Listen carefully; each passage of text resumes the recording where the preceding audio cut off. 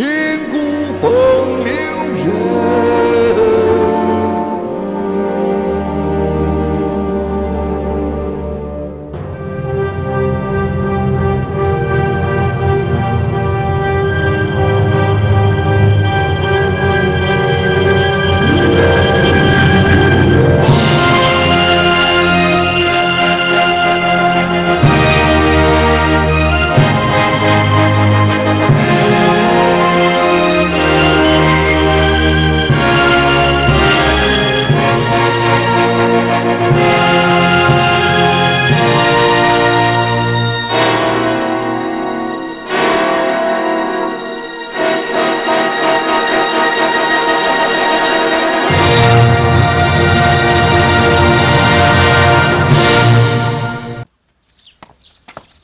ถ้าពួកគាត់ត្រូវចាប់ខ្លួនតាំងពីពេលណាគឺការប្រយុទ្ធមិញម៉ងចៅជៀនបាទលោកម្ចាស់បងឈិនកាងលោកម្ចាស់ស៊ូលោកបងជូមីងលោកម្ចាស់ស៊ូលោកម្ចាស់ស៊ូសូមមេត្តាជួយដល់ពួកយើងផងសូមមេត្តាជួយដល់ពួកយើងផងលោកម្ចាស់ស៊ូសូមជួយដល់ពួកយើងផងលោកម្ចាស់លោកម្ចាស់សូមជួយពួកយើងផងជូមីងតើរឿងនេះវាយ៉ាងម៉េចហើយបានជាចាប់ខ្លួនគេទាំងពីរនាក់ហើយនៅបងប្អូនចាំយ៉ាងនេះគេទាំងអស់គ្នាសុទ្ធតែជាកម្មករដឹកជញ្ជូនស្បៀងនៅផ្លូវទឹកព្រមទាំងដឹកជញ្ជូនឈើតាមផ្លូវទឹកដែរចំណែកឆៅយ៉ុងគឺជាមេក្រុមនៅក្នុងភូមិរាជការនេះក៏ដូចគ្នាដែរពួកគេមិនចេះហែលទឹកបណ្ដាលធ្វើឲ្យទូកដឹកស្បៀងកលាប់លិចនៅក្នុងទន្លេលឿងឥឡូវគ្មានលទ្ធភាពសងប្រាក់សងស្បៀងត្រូវតែមានទោសខ្ញុំគ្រាន់តែធ្វើតាមច្បាប់លោកម្ចាស់លៀងគ្រួសាររបស់ខ្ញុំមានចាស់មានក្មេងតើឲ្យខ្ញុំគិតយ៉ាងម៉េចទៅលោកម្ចាស់ស៊ូទោះជាខ្ញុំជាប់គុក10ឆ្នាំក៏ខ្ញុំគ្មានស្បៀងសងទៅគេដែរលោកម្ចាស់ស៊ូទោះជាឲ្យពួកខ្ញុំជាប់គុក10ឆ្នាំក៏ខ្ញុំគ្មានស្បៀងយុទ្ធសងពួកគេដែរមែនហើយលោកម្ចាស់ស៊ូសូមមេត្តាជួយដល់ពួកខ្ញុំផងសូមមេត្តាលោកម្ចាស់ជួយពួកយើងផងជុំមីពួកគាត់មិនយល់ពីដំណើរផ្លូវទឹកតែលបងបានចង់ឲ្យពួកគាត់ដឹកស្បៀងតាមផ្លូវទឹកកិច្ចការរាជការបង្ខំឲ្យពួកគាត់ទៅធ្វើតែពេលដែលទូកលិចបង្ខំឲ្យពួកគាត់ទទួលខុសត្រូវច្បាប់នេះគឺមិនយុត្តិធម៌ទេលោកស៊ូច្បាប់ក្នុងស្រុកក៏ជាច្បាប់របស់រាជការសង្ឃឥឡូវនេះលោកចង់កែប្រែច្បាប់នេះហ៎សូមលោកគិតទៅមើលទូកដឹកស្បៀងដឹកឈើលិចវាគឺជាការខាត់បងរបស់រាជការប៉ុន្តែបងប្អូនបានជាត្រូវមានទោសវាហាក់ដូចជាអយុត្តិធម៌ពេកហើយច្បាប់ដែលអយុត្តិធម៌បែបនេះមិនកែប្រែគឺមិនបានទេលោកស៊ូលោកតាំងខ្លួនជាអ្នកកាត់ក្តីឲ្យបានត្រឹមត្រូវសូមកុំឲ្យមានបញ្ហាតទៅទៀតថ្ងៃក្រោយនៅពេលដែលលោកឡើងបនស័កសូមកុំភ្លេចថាយើងគឺជាមិត្តភក្តិរបស់លោកបានហើយសូមលោកកុំនិយាយលេងសើចអីបើក្នុងនាមជាមន្ត្រីគិតតែពីរឿងឡើងបនស័កនោះខ្ញុំសុខចិត្តធ្វើជាលបងឆាលៀនទៅបួសជាសង្ឃវិញល្អជាងច្បាប់ដែលធ្វើបាបជាតិនឹងប្រជារាស្ត្រខ្ញុំមិនគោរពតាមទេត្រឹមត្រូវណាស់លោកស៊ូនិយាយនេះត្រឹមត្រូវណាស់ខ្ញុំធ្វើមិនដូចលោកទេប៉ុន្តែទោះជាដើម្បីជាតិដើម្បីរាស្ត្រក៏ត្រូវតែការពារខ្លួនឯងដែរខ្ញុំសូមបញ្យល់លោកដោយបំណងល្អទេសូមអរគុណបំណងល្អរបស់លោកហើយបងប្អូនទាំងអស់គ្នាក្រោកឡើងខ្ញុំនៅរកមធ្យោបាយដើម្បីជួយដោះស្រាយជូនបងប្អូនសូមអរគុណលោកម្ចាស់ស៊ូសូមអរគុណលោកម្ចាស់ស៊ូសូមអរគុណលោកម្ចាស់ស៊ូសូមអរគុណលោកម្ចាស់ស៊ូ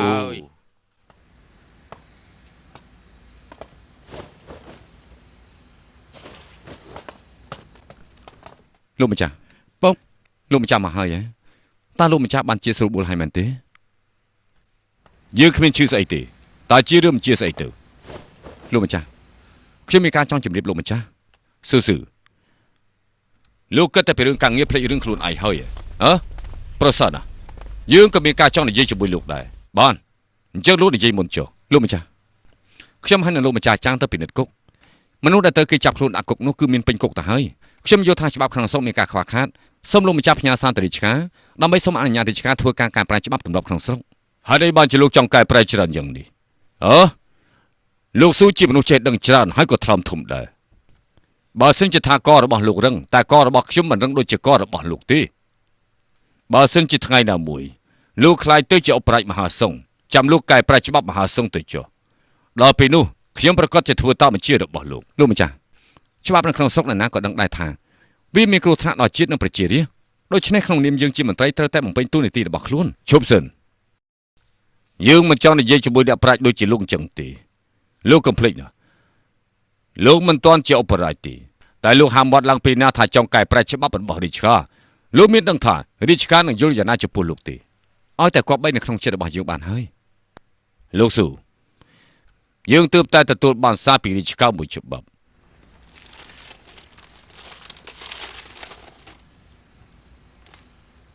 Chân chào, dùng từ tam sự phiếp chết đầy, chấm nay bạc đọc sai càng như rich cả, cuối cao sở sở. Trời chung sẽ phơ mùi chấm nuôn, đam bây chỉ cả lực thực chất. Su sư, có sang phum đã khmiên cả để nhát bị rich cả, thôi ta bắt thà sẽ bạc chỉ ria, mình thua cả đánh đào, bên tai trời cắt bạc hai giả bị cái lá chnam, đam bây chỉ cả bờ miền.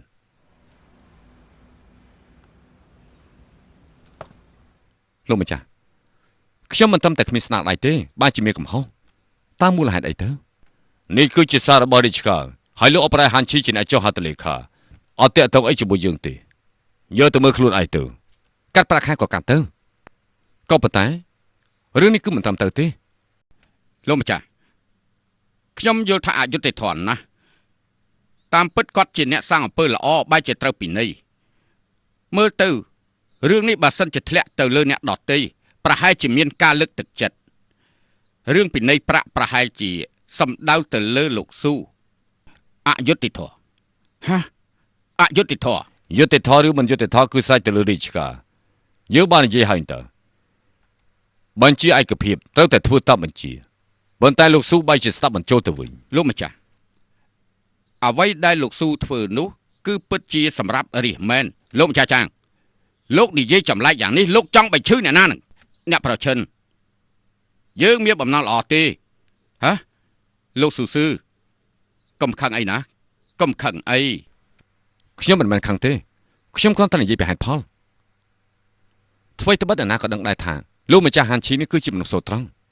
ប៉ុន្តែគាត់ធ្វើតាមច្បាប់ទម្លាប់ចាស់មានការរឹងរូសខ្លាំងណាស់ខ្ញុំជាអ្នកកសាងភូមិជនភៀសខ្លួនខ្ញុំជាអ្នកមិនអោយប្រជារាស្ត្រអាចពោះស្លាប់ហ្វុងសៀងក៏មានភាពនឹងនៅឡើងវិញដែរតែគាត់បានជានិយាយថាទុកឲ្យគាត់ធ្វើការនៅហ្វុងសៀងចំណែកខ្ញុំគ្រាន់តែជាអ្នកកាត់ក្តីតូចតាចនៅហ្វុងសៀងគ្មានអីគួរអស្ចារ្យនោះទេស្រួលជាងលោកអបរាជដែលល្ងឹតល្ងងទៅទៀតស៊ូកុំប្រទេសផ្ដាស់ឯងមិនគោរពចាស់ទុំហ៊ានប្រមាថអបរាជរាជការផងថ្ងៃនេះខ្ញុំទៅតែនិយាយប្រទេសផ្ដាស់ម្យ៉ាងទេច្បាប់ក្នុងស្រុកធ្វើបាបប្រជារាស្ត្រក្នុងស្រុកឲ្យហាន់ឈីគឺមើលច្បាស់ទៅខ្ញុំកាន់កាប់ផ្នែកការងារនៅក្នុងគុកហ្វុងសៀងស្រាប់តែមានមនុស្សរាប់រយនាក់ទៅចាប់ខ្លួនពួកគេសុទ្ធតែជាប្រជារាស្ត្រក្រីក្រដោះស្រាយបញ្ហាមិនចេញបើយោងទៅតាមច្បាប់ចាស់ពួកគាត់ប្រហែលជាគ្មានសង្ឃឹមបានឃើញពលឺថ្ងៃទេពួកគាត់មានតែនៅក្នុងគុករងចាំស្លាប់តើមហាសង្ឃមានស្រុកហ្វុងសៀងប្រមាណទៅមានប្រជារាស្ត្រត្រូវចាប់ខ្លួនប្រមាណទៅប្រជារាស្ត្រទាំងនេះដោយសារតែក្រីក្របានជាបង្ខំចិត្តបម្រើកិច្ចការរាជការហើយបានជាមិនអាចដោះលែងពួកគេបានច្បាប់តឹងតែងដែលគ្មានប្រយោជន៍ហើយដើម្បីបានជាមិនអាចកែប្រែបានទាំងមន្ត្រីសាវនាការទាំងមន្ត្រីច្បាប់តាំងថាខ្លួនឯងជាមន្ត្រីត្រឹមត្រូវថ្ងៃធ្នូហាមាត់ឡើងនិយាយពីច្បាប់មហាសង្ឃច្បាប់ជាដូនជាតាហើយដើម្បីបានជាពួកគេមិនអាចចេញពីរាជការឲ្យបើកភ្នែកធំធំមើលពួកគាត់ឲ្យច្បាស់ទៅបើមិនចឹងពួកគេមិនខុសពីចៅការនឹងចាំងយ៉ាងទេបើសិនជាលោកនិយាយតទៅទៀតយើងនឹងឲ្យគេចាប់ខ្លួនលោកបញ្ជូនទៅរាជការភ្លាមលោកម្ចាស់ឈិនលោកចង់ចាប់ខ្ញុំក៏ចាប់ទៅខ្ញុំមិនខ្លាចទេបើគុំតែខ្ញុំឃើញភូមិរាជការកសាងរួចហ្វូសៀងមានភាពនឹងណូគុំអីឋានៈបុណ្យស័ក្តិរបស់លោកប្រហែលជាទៅបាត់បង់តាំងពីយូរមកហើយអ្នកប្រជិនអរខ្ញុំសុំទោសផង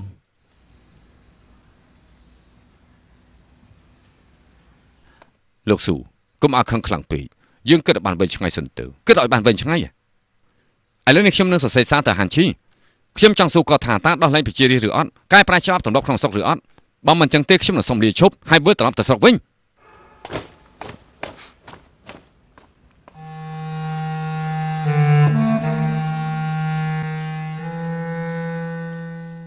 ឆាគូនៅក្នុងនេះមានសម្បត្តិពីរច្បាប់មួយច្បាប់គឺផ្ញើទៅផ្ទះមួយច្បាប់ទៀតគឺលោកអព្រះហាន់ឈីសម្បត្តិដែលផ្ញើទៅហាន់ឈីគឺផ្ញើតាមរយៈលោកម្ចាស់ហ្វានបើមិនចឹងទេយឺតពេលហើយថ្ងៃស្អែកត្រូវចេញដំណើរហើយនៅពេលជាបានយូរបន្តិចមើលតាពុកនឹងហាន់ឈីសរសេរបានអត្ថបទល្អអ្វីខ្លះឯចម្លងយកមកឲ្យខ្ញុំមួយចំនួនផងឆាគូក្នុងនេះមានសម្បត្តិមួយច្បាប់ដែរយកជូនលោកម្ចាស់ផងប៉ាហ្វូអូនចង់មានន័យថាម៉េចហ្នឹងបងមិនចាំបាច់សួរទេ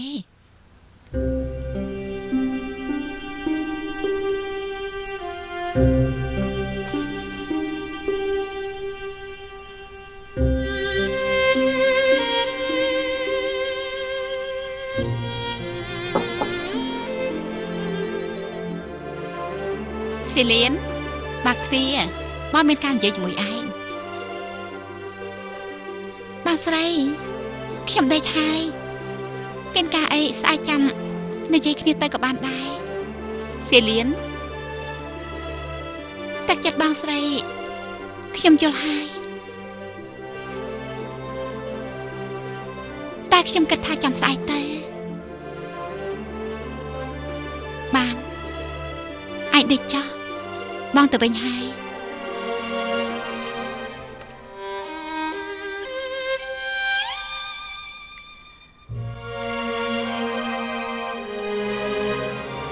ยจับรอชอลือตกទៅណា ណាមីងហេតុអីបានចឲ្យស៊ូម៉ាគេឈរលើតុអញ្ចឹ ច ង យបានគោមើលបានឆ្ងាយ បងសម្លាញ់គេនិយាយថាកុំពីអីជីងគឺទោះទាយពូកែណាមិនក៏បងមិនទោះទាយឲ្យស៊ូម៉ាទៅមើល មិនបាច់ទេមិនបាច់ទេ ហេតុអីទៅ បងហានស៊ូជីគឺនមីងមើលថែតាំងពីតូចស៊ូម៉ាក៏នមីងមើលថែដែរមើលទៅមិនខុសគ្នាប្រហែលទេចាំបាច់ទោះទេធ្វើអី យើងមិនប្រកាសយ៉ាងនេះទេបងប្អូនឯងទាំងពីរនេះគឺលោកម្ចាស់និងអ្នកស្រីអប់រំបានល្អណាស់ ខ្ញុំជាឪពុកទុកថាគ្រាន់បើហើយបើសិនជាស៊ូម៉ាធំឡើងខ្លាចជាមនុស្សអត់បានការនោះគឺដោយសារតែម្ដាយអប់រំមិនបានល្អ បានខ្ញុំដឹងថាខ្លួនឯងមិនពូកែហេតុនេះហើយខ្ញុំទៅពឹងមនុស្សពូកែដូចជាសេលៀនមកអប់រំគេបងស្រី ហើយបានហើយប៉ុន្មានថ្ងៃនេះខ្ញុំដូចជាមានចិត្តឆេវឆាវណាស់ខ្ញុំគួរតែទូទេខ្លួនឯងជាមុនសិន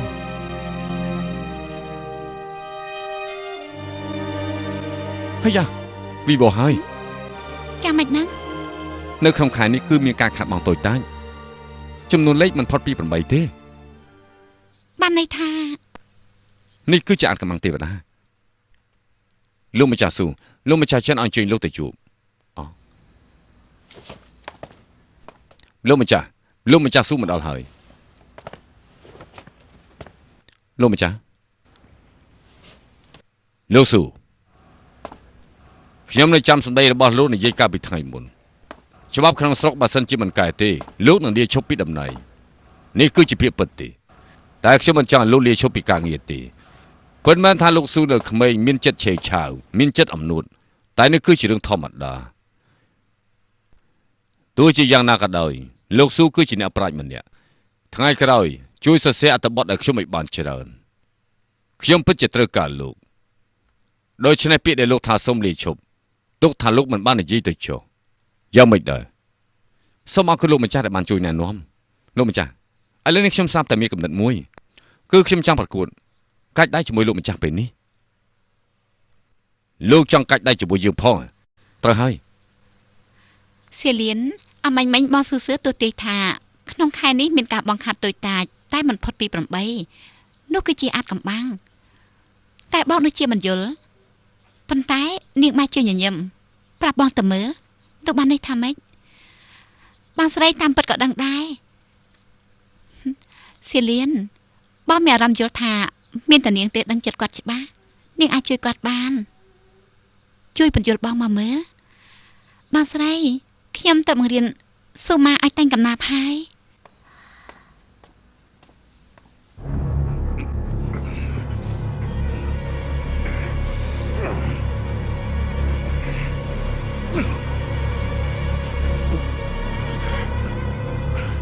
លោកម្ចាស់ស៊ូប្រឹងឲ្យខ្លាំងប្រឹងឲ្យខ្លាំងប្រឹងឡើង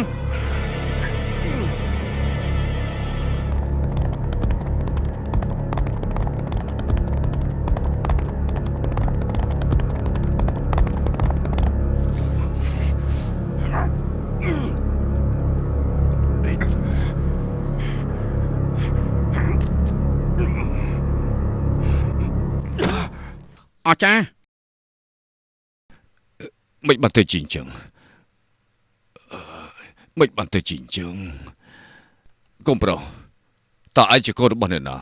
លោកពុក លោកម្ចាស់ឈិន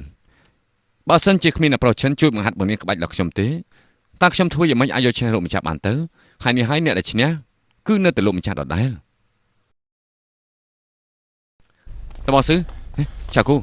មិនបានចាំតាមរកខ្ញុំដល់ទីនេះគឺអ្នកបងប្រាប់ថានៅទីនេះលោកមកស៊ឺខាងរាជការអនុញ្ញាតហើយអនុញ្ញាតដែរអនុញ្ញាតរឿងអីទៅក្រែងបងចង់កែប្រែច្បាប់លើកលែងទោសឲ្យ252គ្រួសារនៅហ្វុងសៀងហើយប្រែច្បាប់របស់ខ្លួនណាហើយនេះគឺជាសារបញ្ជារបស់លោកម្ចាស់ហាន់ឈី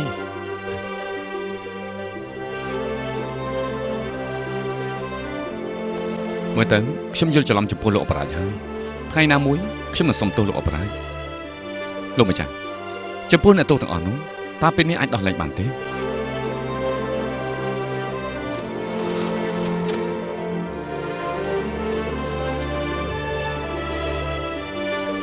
បាន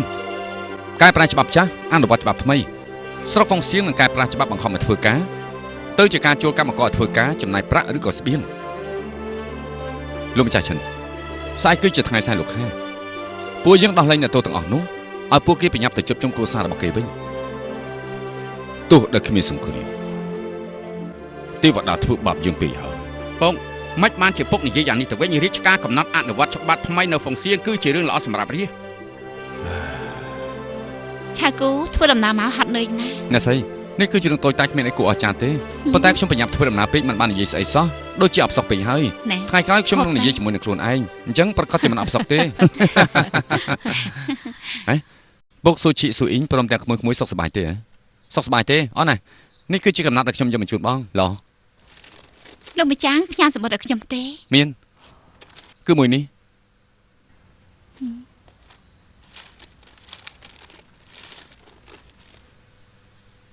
មកហូបឲ្យច្រើនទៅ បាទ មកហូបឲ្យច្រើនទៅណា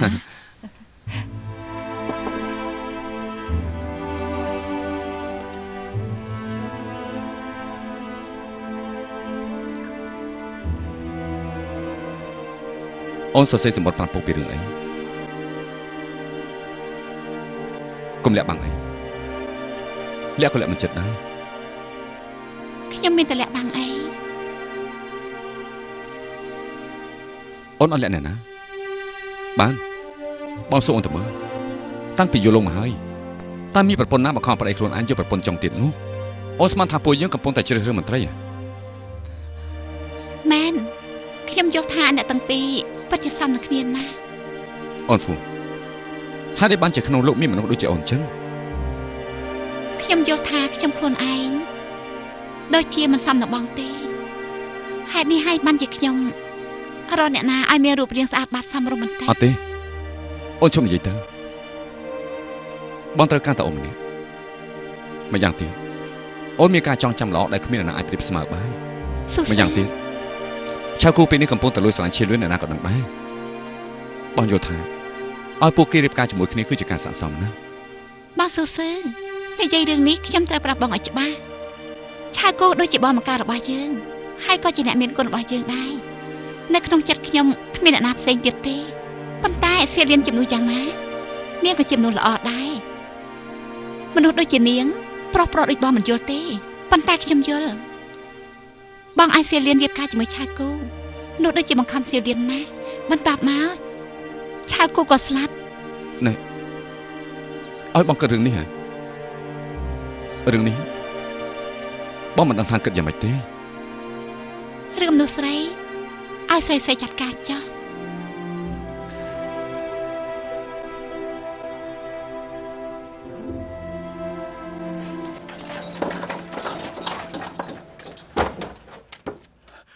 លោកម្ចាស់ស៊ូ សូមអរគុណលោកម្ចាស់ស៊ូសូមអរគុណលោកម្ចាស់ទីសំជិះក្រឡើងអរគុណលោកម្ចាស់ក្រឡើងក្នុងពេលក្រឡើងទៅក្រឡើងទៅខ្ញុំមិនហ៊ានទទួលការគួរសមយ៉ាងនេះទេ លោកម្ចាស់គឺលោកជាអ្នកជួយពួកខ្ញុំទៀតបើគ្មានលោកពួកខ្ញុំប្រកាសជាស្លាប់នៅក្នុងគុក លោកម្ចាស់លោកមានគុណធំធេងចំពោះខ្ញុំណាខ្ញុំហวังមួយជីវិតនេះមិនអាចបំភ្លេចបានទេឆៅយ៉ងហวังបងប្អូនទាំងអស់គ្នានាំគ្នាក្រឡើងទៅថ្ងៃនេះជាថ្ងៃសែនលោកខែឆាប់នាំគ្នាត្រឡប់ទៅវិញហូបបាយជួបជុំគ្រួសារទៅ អរគុណលោកម្ចាស់ បានហើយអរគុណលោកម្ចាស់ក្រឡើងនាំគ្នាក្រឡើងចាអរគុណឡើងទៅ លោកម្ចាស់ស៊ូលោកម្ចាស់ស៊ូអរគុណលោកម្ចាស់ស៊ូពួកខ្ញុំសូមថ្វាយបង្គំលោកម្ចាស់អរគុណលោកម្ចាស់ហើយ បងប្អូនលោកម្ចាស់ អរគុណ បងប្អូនទាំងអស់គ្នាសុខសប្បាយទេហ៎ សុខសប្បាយទេសុខសប្បាយទេឥឡូវនេះយើងមានស្បៀងសល់ខ្លះមិនមែនហូបមកពេលអស់មកពេលនោះទេលោកម្ចាស់ស៊ូពិតជាអ្នកមានគុណដ៏ធំធេងមែនបើមន្ត្រីរាជការគ្រប់គ្នាដូចជាលោកប្រជារាស្ត្រប្រកាសជាបានសប្បាយ អត់ទេខ្ញុំគ្រាន់តែបំពេញតួនាទីជាមន្ត្រីរាជការថ្ងៃនេះខ្ញុំមានរឿងល្អចង់ជម្រាបបងប្អូនរាជការចាប់ផ្ដើមអនុវត្តច្បាប់ការងារសាកល្បងនៅហ្វូសៀងគឺចំណាយប្រាក់ឬស្បៀងជួលបងប្អូនធ្វើការងារការពីមុនភូមិរាជការមនុស្សច្រើនដីតិចហើយនេះហើយនៅក្នុងភូមិរាជការទាំងមូលយើងដកយក50គ្រួសារមកធ្វើការសាកល្បងយ៉ាងម៉េចដែរ ប្រសើរណាស់ឲ្យតែមានប្រាក់មានការងារធ្វើគឺជាការល្អណាស់រួចចំដាស់នេះទៅហើយនេះជាលើកទី1ទេដែលបានឮរឿងបែបនេះព្រះរាជាពិតជាឆ្លៀសវៃព្រះរាជាពិតជាឆ្លៀសវៃពិតជាឆ្លៀសវៃ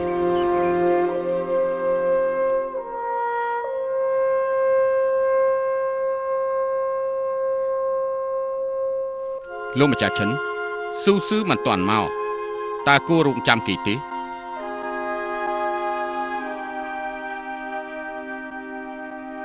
លោកម្ចាស់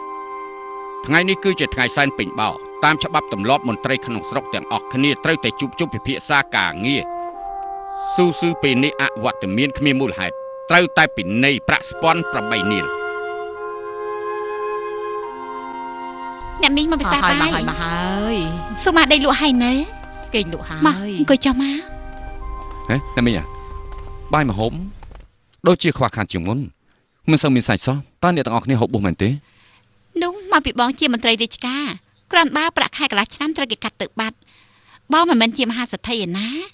ពួកយើងត្រូវតែសន្សំសំចៃសំណាងល្អណាស់បើឆៅគូពេលនេះជាមន្ត្រីកាត់ត្រាបើមិនអញ្ចឹងទេកុំថាឡៃហូបបួស ខ្ញុំពិតជាធ្វើបាបអ្នកទាំងអស់គ្នាពេកហើយការពិតហូបបាយនៅក្នុងផ្ទះបងស៊ូស៊ឺឆ្អែតតែសភៅទេចំពោះរឿងហូបបាយមិនចេះឆ្អែតសោះ នៅជាមួយបងប្រកាសជាពិបាកវេទនាណាស់ ប៉ុន្មានណាអញ្ចឹងបងសួរអូនតើមើលមហាសេដ្ឋីដ៏ល្ងងអាក្រក់ម្នាក់ហើយនឹងអ្នកប្រាជ្ញសង្ហាអស្ចារ្យម្នាក់តើអូនរើសយកមួយណា ខ្ញុំមិនដឹងទេ ខ្ញុំចង់និយាយរឿងនិទានមួយកាលពីមុនមានស្រីកំមុំដ៏ស្អាតម្នាក់ដល់វេរៀបការអ្នកដែលមកដណ្ដឹងនាងគឺនិយាយថាគ្រួសារខាងកើតមានកូនប្រុសម្នាក់ល្ងងហើយអាក្រក់មើលប៉ុន្តែគ្រួសាររបស់គេមានប្រាក់ច្រើនណាស់ចំណែកគ្រួសារខាងលិចមានអ្នកកំឡោះម្នាក់ឆ្លៀសវៃហើយសង្ហាប៉ុន្តែគ្រួសាររបស់គេក្រណាស់មានអ្នកក៏សួរតែកូនកំមុំថាតើជ្រើសរើសមួយណាទៅហេតើគេរើសយកមួយណាអ្នកនាងនោះសំងំមួយថ្ងៃហើយក៏ប្រាប់ទៅម្ដាយរបស់នាងថាម៉ែខ្ញុំហូបបាយនៅផ្ទះខាងកើតដេកនៅផ្ទះខាងលិចបានទេ មើលទៅបងរូបរាងអាក្រក់ល្ងងហើយក្រទៀតមានអ្នកណាមកផ្ទះបងហូបបាយហើយក៏គ្មានអ្នកណាមកដេកផ្ទះបងដែរ រឿងនេះគេហៅថាហូបបាយនៅខាងកើតគេងនៅខាងលិច បងទូទាយថាគេពីនៃស្ពាន់8នាលទៅហើយបងជួយទូទាយទៅមើលគ្រួសារយើង អូស្មានថាបងពិតជាទូទាយហ៎បើអញ្ចឹងមិនបងនឹងខ្លាចទៅចាស់ហោរាហើយ ក្រែបងពូកែទូទាយណាតាមច្បាប់មហាសង្ឃកំណត់ថាថ្ងៃបុណ្យទានមន្ត្រីមិនទៅវិភាសាការងារនៅក្នុងសាលាស្រុកត្រូវពីនៃស្ពាន់8នាលបងប្រុសគិតគូការងារភូមិថ្មីបងប្អូនមិនបានចូលរួមការប្រជុំហេតុនេះហើយគាត់ដឹងថាប្រកាសជាត្រូវពីនៃ ហើយយ៉ាហាស៊ីលីនឆ្លៀសវៃណា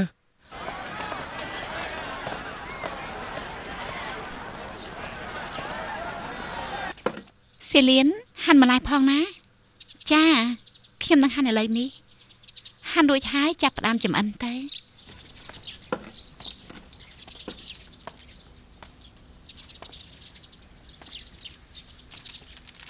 សាមាសម្ពុទ្ធ របស់ឆានលាវហើយបានជារបស់មកទីនេះ អាត្មាមកមើលឯងមិនបានទេ ហើយយ៉ារបស់ឆានលាវខ្ញុំកណានឹករបស់ណា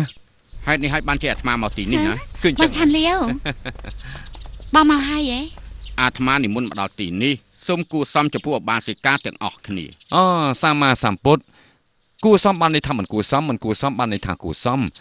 សម្រាប់បានមានន័យថាខ្វះការគួរសមសម្រាប់មិនបានមានន័យថាមិនបាច់គួរសមទេ បងពូអូនត្រៀមចំអាហារបួសប្រគេនរបស់ឆានលាវទៅ ហេតុអីបានជាដឹងថាអាត្មាមក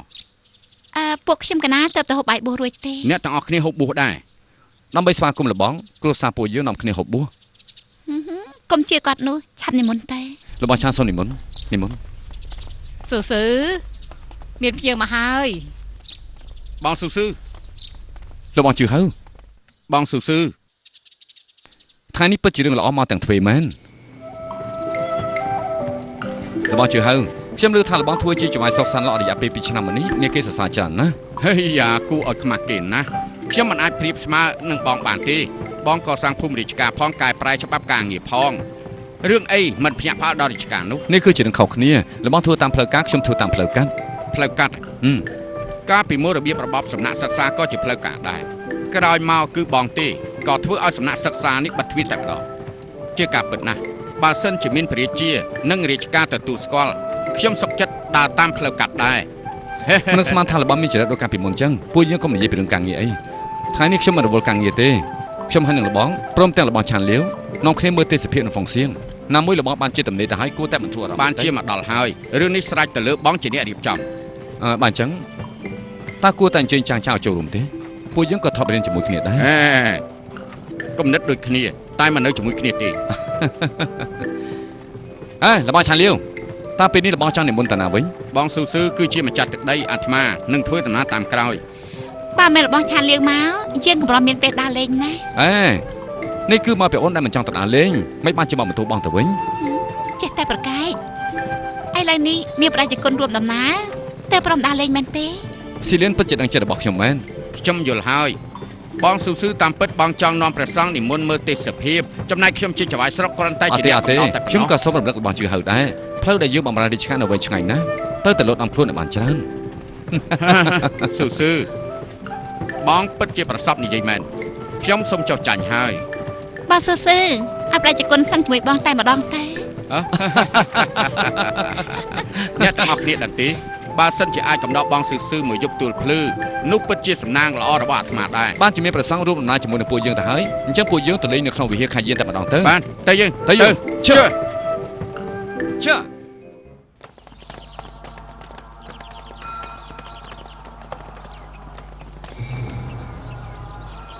ហេយ៉ា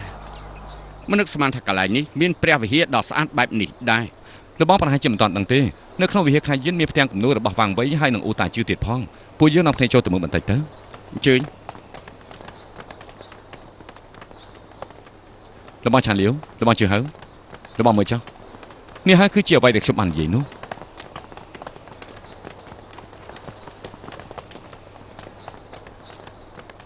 សៀលៀនមកចាស់នេះហើយគឺជាផ្ទាំងគំនូររបស់អូតាយគំនូរអូតាយបងស្រីពន្យល់ខ្ញុំផងបានទេ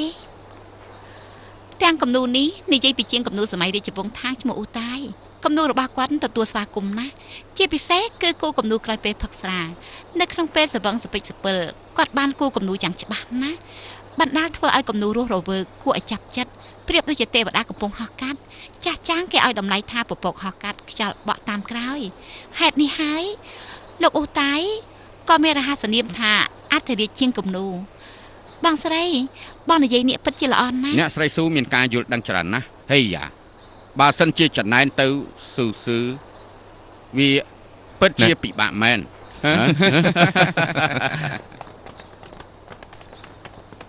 សៀលៀនពួកយើងទៅមើលប្រាសាទខាងមុខទៅមើល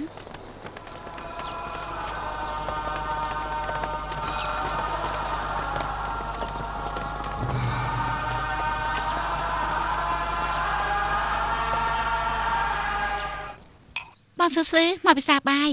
បាន មិនដឹងថាចិត្តមុនបងសាំងបុណ្យអីទេឲ្យបងប្អូនខ្ញុំពីរនាក់មកបម្រើបងបែបនេះ អូមើលទៅអូនដូចជាមិនសំណុកចិត្តទេប៉ុន្តែជួនកាលមនុស្សយើងមានចិត្តដូចគ្នាចំពោះបងក៏យល់ថាមិនសមហេតុផលដែរកម្ពុជាស្អីស្អាតពីរនាក់បម្រើបរិសុសំអុយម្នាក់វាដូចជាអយុត្តិធម៌ពេកហើយណែយល់ល្អធ្វើអញ្ចេះចុះនៅពេលដែលរបស់ឆានលាវហើយនឹងរបស់ជឿហើយទៅបាត់ចាំបងបម្រើអ្នកទាំងពីរវិញ បងណាកាន់តែនិយាយកាន់តែផ្ដាស់គួរឲ្យវាយមែន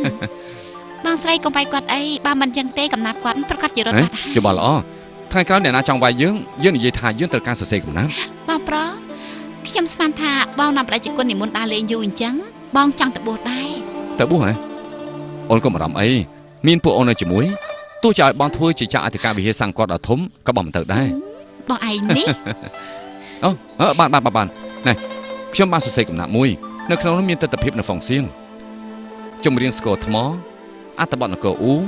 ផ្ទាំងគំនូរវាងវៃនិងអ៊ូតាំងជើព្រះវិហារធានជូយ៉ាងវៃនៃសម័យរាជវង្សថាងស៊ុនលីស៊ឺភ្នៅឈីងមុហើយនឹងតង់អ៊ូ ចម្រៀងស្គរថ្មរដូវរំហាយខែ12ខ្ញុំទៅតែគ្រប់គ្រងការងារក្នុងពេលនេះលើសសំឡេងស្គរថ្មទៅតែស្គាល់អសមួយឃ្លារត់កាត់ដូចជាពោះវាបឹងតង់អូផ្ទះខ្ញុំនៅលើស្ទឹងជូជាងទឹកហូរទៅមុខថ្លាល្អអ្នកធ្វើដំណើរឆ្លងកាត់នោះគឺតែងតែចង់ទៅចុះមុជកំណាប់នេះល្អណាស់ ប៉ាពូសេលៀនមកហ្វុងសៀងចិត្ត2ឆ្នាំទៅហើយកម្រណាស់ដែលបានសម្រាប់2ថ្ងៃដោយសារតែការងារច្រើនពេកសូម្បីតែអារម្មណ៍តែងកំណាប់ក៏គ្មានដែរ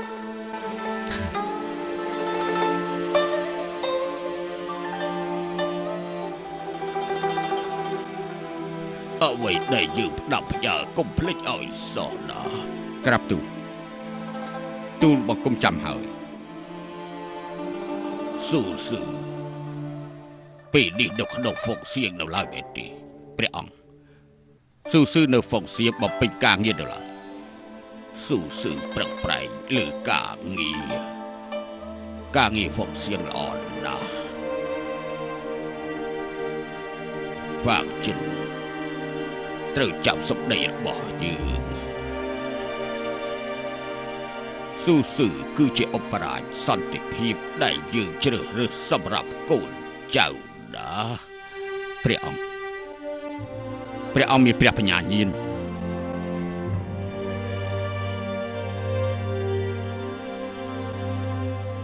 ដល់ពេលឲ្យគេបវិយហើយ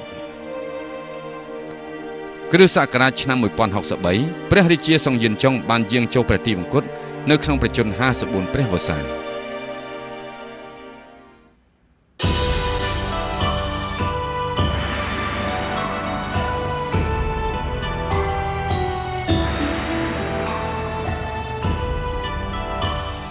មន្ត្រីចូលគោ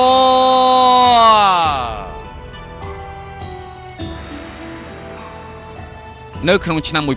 1063បុត្រាធម៌របស់សុងយិនចុងឈ្មោះចៅស៊ូបានបន្តរៀងកែព្រះនាមទៅជាសុងអ៊ីនចុង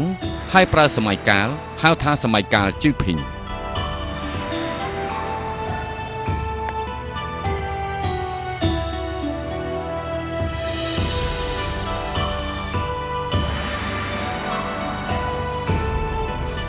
សូមថ្វាយព្រះពរព្រះអង្គមានព្រះជន្មយឺនយូរអស់លោកក្រោកឡើង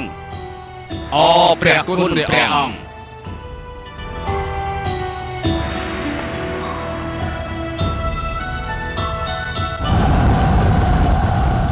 នៅក្នុងឆ្នាំដដែលកងទ័ពស៊ីសេបានធ្វើការវាយលុកច្រកចូលឈីងហ្វុងហើយវាយលុកចូលឈីងជូវយៀនអាននិងវៃជូវ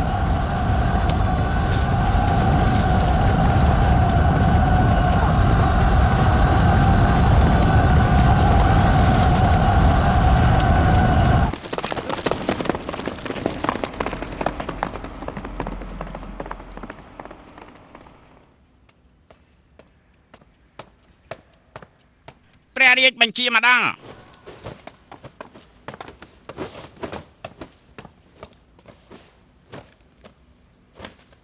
កងទ័ពស៊ីសេវាយលុកដណ្ដើមយកតំបន់ឈីងជូវយៀនអានវៃជូវគ្រួសារមួយមានកូនប្រុស3នាក់ត្រូវដកម្នាក់បម្រើកងទ័ពត្រូវត្រៀមស្បៀងនិងប្រាក់ដើម្បីការពារសមរភូមិទូបង្គំទទួលព្រះរាជបញ្ជាជប់សិនជប់សិនឈប់សិនឈប់សិនចាំរត់ណាទៅលឿនទៅ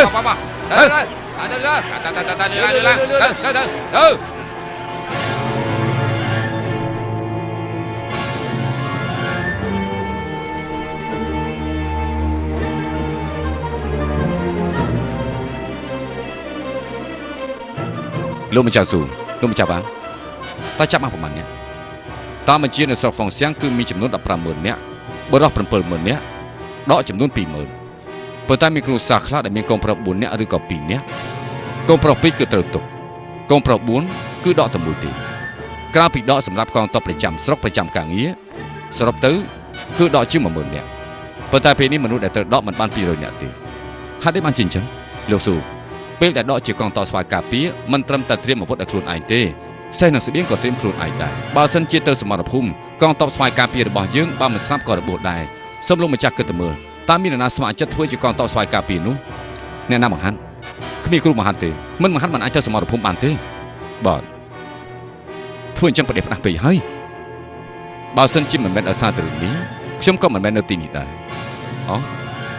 លោកក៏ជំទាស់ដល់កងទ័ពស្វ័យការពារដែរគឺជំទាស់យ៉ាងខ្លាំង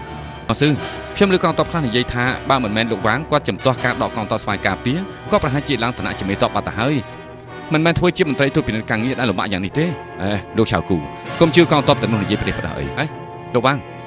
ពួកយើងសតតែជាអ្នកហាត់គុណមួយគឺមួយពីរគឺពីររបស់មិនចាំបាច់ដាក់ខ្លួនពេកទេលោកវ៉ាងចំពោះរបៀបរបបកងទ័ពស្វ័យការពារនេះតើលោកយល់យ៉ាងម៉េចដែរបើមិនការពារមិនអាចទប់ទល់ជាមួយពួកស៊ីសៀបានទេយើងជាអ្នកហាត់គុណប្រកាសជាធ្វើឲ្យដូនតាអាម៉ាស់មុខដោយសារពួកយើងមិនខានបើសិនជាអញ្ចឹងយើងនឹងកែសម្រួលកងទ័ពស្វ័យការពារតែម្ដងឲ្យតែលោកម្ចាស់ហ៊ានទោះជាបាំងផឹងខ្ញុំស្លាប់ក៏ខ្ញុំមិនខ្លាចដែរតែបើយើងកែប្រែរបៀបរបបនេះពិបាកជ្រើសរើសកងទ័ពខ្ញុំមានមធ្យោបាយរបស់ខ្ញុំហើយ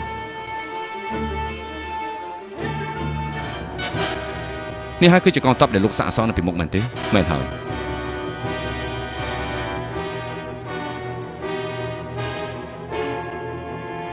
លោកម្ចាស់ស៊ូជួយពួកខ្ញុំផងលោកម្ចាស់ស៊ូជួយពួកខ្ញុំផងអ្នកទាំងអស់គ្នាក្រោកឡើង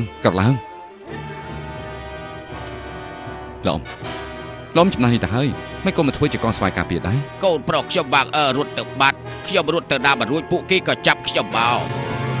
ប្រទេសប្រដាស់ពេកហើយលោកវ៉ាងឲ្យមនុស្សចាស់បែបនេះទៅសមរភូមិហាក់ដូចជាសម្រាប់គាត់អញ្ចឹង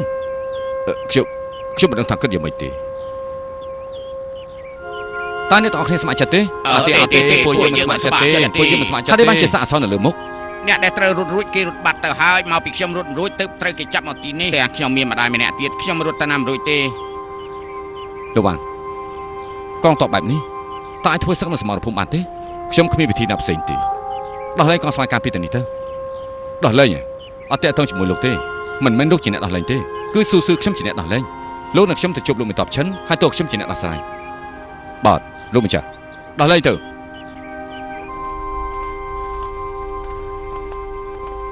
លោកម្ចាស់កងទ័ពរបស់លោកវ៉ាងខ្ញុំបានធ្វើការដោះលែងអស់ហើយខ្ញុំដឹងច្បាស់ណាស់រឿងនេះបើសិនជាគ្មានស៊ូស៊ឺជំទាស់មិនអាចយកជាកោបបានទេបានហើយលោកនិយាយទៅមើលយើងចាំស្ដាប់លោកអស់លោកទាំងអស់គ្នា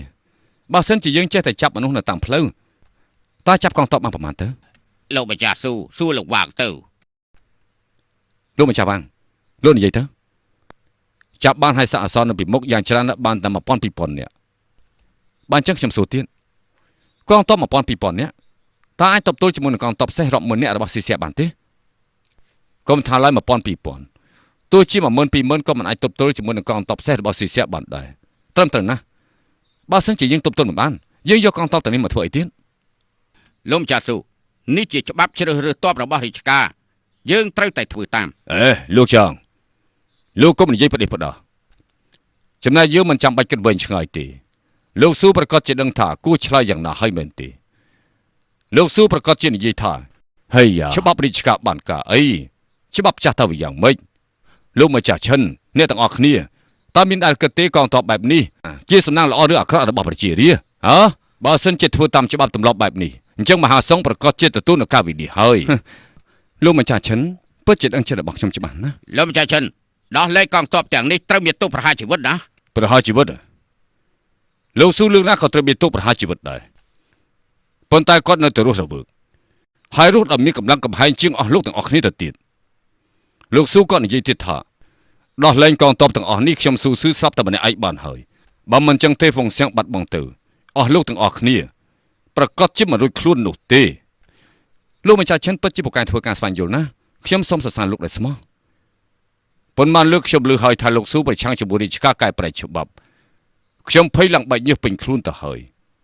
ប៉ុន្តែលើនេះដូចជាទម្លាប់ទៅហើយវាគ្មានអ្វីដែលគួរឲ្យញញើតទេបើសិនជាមិននិយាយអញ្ចឹងទេលោកក៏មិនមែនជាលោកស៊ូស៊ឺដែរសូមលោកម្ចាស់មេត្តាអធិស្ឋានអ្វីដែលលោកត្រូវប្រយ័ត្នប្រយែងនោះមិនមែនជាទោសប្រហារជីវិតទេគឺការកាត់ប្រាក់ខែរយៈពេលកន្លះឆ្នាំសូមអរគុណលោកម្ចាស់ដែលបានរំលឹកលោកស៊ូយើងមិនចាំបាច់ត្រូវរំលឹកលោកទេបើសិនជាយើងមិនឲ្យដោះលែងកងទ័ពទាំងអស់នេះលោកប្រកាសជាផ្ញើសារទៅរាជការហើយចំណែករាជការប្រកាសជាយល់ព្រមជាមួយនឹងលោកប៉ុន្តែលោកដោះលែងកងទ័ពទាំងនេះកងទ័ពស៊ីសៀប្រកាសជាមកអុកលុកចំណែកពួកយើងមិនអាចគ្មានវិធីដោះស្រាយនោះទេលោកគឺជាអ្នកសិក្សាជ្រៅជ្រះលោកមិនស្គាល់ពីវិធីធ្វើសឹកទេកងទ័ពដោះលែងអស់និយាយចេះតែនិយាយតែដឹកនាំកងទ័ពមិនមែនជាការងាយស្រួលទេលោកម្ចាស់ឈិនវិធីធ្វើសឹកហើយនឹងអសរសាស្ត្រការពិតគឺដូចតែគ្នាទេគឺយោងទៅតាមសភាពការកងទ័ពស៊ីសែធ្វើការអុកឡុកឆ្លៀតពេលដែលព្រះអង្គឡើងគ្រងរាជ្យគឺពួកគេចង់ធ្វើការឆក់ប្លន់មិនមែនចង់បានទឹកដីទេហើយនេះហើយកងទ័ពរបស់គេគឺវាយរហ័សដករហ័សបើសិនជាយើងការពារព្រំដែនបានល្អពួកគេមិនអាចធ្វើការវាយលុកបានអញ្ចឹងកងទ័ពរបស់គេប្រកាសជាបានទឹកចិត្តចំណែកពួកយើងរងចាំកងទ័ពជំនួយរបស់យើងមកដល់អញ្ចឹងដល់ពេលនោះពួកវានឹងដកថយដោយមិនចាំបាច់ប្រយុទ្ធសុខសម្ដីរបស់លោកស៊ូក៏ជាប់ហើយសមដល់ដែរពិតមែនខ្ញុំក៏នគរស៊ីសែពឹងទៅលើកងទ័ពសេះចំណែកខាងថ្មជើងពួកគេមិនសូវប្រកែទេឧទាហរណ៍តំបន់ឈិងចៅដែលបាត់បង់ទឹកដោយសារតែមេតបមានការធ្វេសប្រហែសណាមួយគឺចង់បានស្នាដៃនៅក្នុងពេលប្រយុទ្ធអាចច្រើនឈ្នះតិចហើយក្នុងការប្រយុទ្ធពេលដែលចាញ់ព្រៀបសត្រូវមិនព្រមការពារទីតាំងហើយដូច្នេះហើយក្នុងពេលប្រយុទ្ធបើសិនជាយើងការពារទីតាំងរបស់យើងបានរឹងមាំនោះអញ្ចឹងពីចាញ់នឹងប្រែទៅជាឈ្នះការពារទីតាំងអញ្ចឹងតើលោកយល់ថាការពារយ៉ាងណាទៅគឺមានគោលការណ៍សំខាន់ទី1កែប្រែកងទ័ពស្វ័យការពារទៅជាកងទ័ពស្ម័គ្រចិត្តចេញសេចក្តីប្រកាសបើកងទ័ពស៊ីសែមកដល់អ្នកដែលស្ម័គ្រចិត្តចូលបម្រើកងទ័ពទៅត្រៀមដល់ខ្លួនឯង បើចឹងការធ្វើសឹកដើម្បីរាជការនឹងខ្លាយទៅជាការធ្វើសឹកដើម្បីការពារទ្រព្យសម្បត្តិនិងគ្រួសាររបស់ខ្លួនទី2កងទ័ពជាង 3000 នាក់របស់សាសកែប្រែទៅជាកងទ័ពការពារទី3វិហារទាំងប្រមាណត្រូវទៅដល់ប្រសង់ដែលមានកម្លាំងមាំមួនចំនួនជាង 1000 នាក់ដើម្បីយកមកធ្វើជាស្វាយការពារវិញពិតមែនហើយសរុបទាំងកងទ័ពដែលនៅសល់ជាង 1000 នាក់គឺមានជាង 10000 នាក់ដែរមិនត្រឹមតែ 10000 នាក់តែប៉ុណ្ណោះទេសំខាន់គឺកងទ័ពនេះងាយស្រួលដឹកនាំងាយស្រួលបង្ហាត់ហើយក្លាហាននៅក្នុងពេលប្រយុទ្ធលោកស៊ូមិនត្រឹមតែមានប្រាជ្ញារបស់ត្រកូលវ៉ានហើយមានប្រាជ្ញាធ្វើសឹកដូចលោកស៊ុនជប់សិននិយាយពីរឿងធ្វើសឹកតើមានអីពិបាកស៊ូខ្ញុំចង់សួរលោកម្ចាស់តើលោកម្ចាស់ឆ្ងល់ពីរឿងអីបើសិនជាគ្មានស្បៀងអ្វីដែលលោកនិយាយនឹងខ្លាយទៅជាអត់ន័យខ្ញុំសួរលោកទៅមើលតើប្រាក់សម្រាប់កងទ័ពបានមកពីណាចំពោះរឿងនេះខ្ញុំបានគិតរួចហើយកងស្វ័យការពាររបស់ព្រះសង្ឃហើយនិងប្រជារាស្ត្រត្រូវតែទាមប្រាក់និងស្បៀងដល់ខ្លួនឯងរីឯកងទ័ពស្ម័គ្រចិត្តយើងយកស្បៀងបំពុនរបស់រាជការមកប្រើប្រាស់បើសិនជាមិនគ្រាន់ទេរាជការបន្ថែមហើយបើនៅតែមិនគ្រាន់ទៀតទី1យើងសូមឲ្យប្រជារាស្ត្រឧបត្ថម្ភទី2អស់លោកទាំងអស់គ្នាធ្វើការបរិច្ចាគវិធីនេះគ្រាន់បើលោកម្ចាស់ឈិនលើកនេះលោកម្ចាស់ទៅចំណាយទៀតហើយនេះក៏ជាវិធីល្អយើងមានតែវិធីមួយនេះទេលោកស៊ូសំជាមេតបល្អបានអ្នកតាមការពិតលោកក៏ចង់ឲ្យយើងធ្វើការចំណាយដែរសូមលោកម្ចាស់កុំអារម្មណ៍ដោះលែងកងទ័ពដែលចាប់ខ្លួនដោយបង្ខំកែប្រែច្បាប់ជ្រើសរើសកងទ័ពត្រូវតែជំរាបរាជការជាបន្ទាន់ខ្ញុំជាអ្នកទទួលខុសត្រូវគ្មានតាក់ទងជាមួយអ្នកដទៃទេលោកមិនចង់ទទួលខុសត្រូវចង់ឲ្យយើងទទួលខុសត្រូវមែនទេតើខ្ញុំគួរតែធ្វើកិច្ចសន្យាឬមួយយ៉ាងណាដែរណឲ្យចុះកិច្ចសន្យាសរសេរបានកើអីពួកលោកនាំគ្នាទៅវិញចុះយើងគិតមើលសិនលោកម្ចាស់ខ្ញុំមិនតន់និយាយចាប់ទេយើងរងចាំជានិច្ចព្រះអង្គក្រោយពីកងទ័ពស៊ីសេវ័យលុកតំបន់ឈីជើតែមិនមែនឈរជើងទេពួកគេទាមទាររបស់ពីយើងច្រើនណាស់បើមិនចឹងទេយើងឈឺក្បាលវិលមុខដោះស្រាយមិនចេញស្រេចទៅលើព្រះមហាក្សត្រយ៉ាងនេះទៅចុះក្រាបទូលព្រះអង្គតើពួកយើងគួរតែបន្ថែមប្រាក់ទៅពួកគេឬយ៉ាងណាសូមមានព្រះតម្រេះផងអស់លោកមានអីចង់និយាយទៀតទេ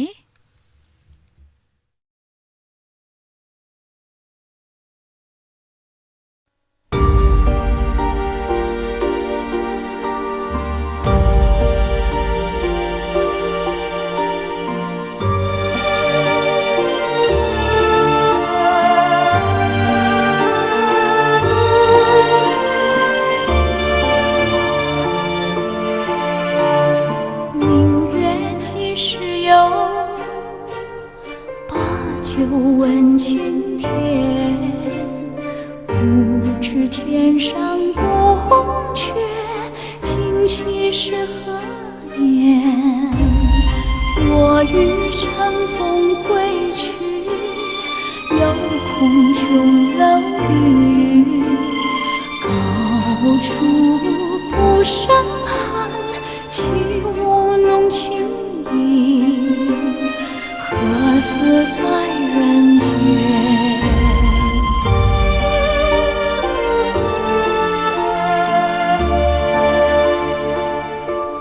转朱阁，定栖湖，照无眠。不应有恨，何时长相别？是缘。人有悲欢离合，月有阴晴圆缺。此事古难全，但愿人长久。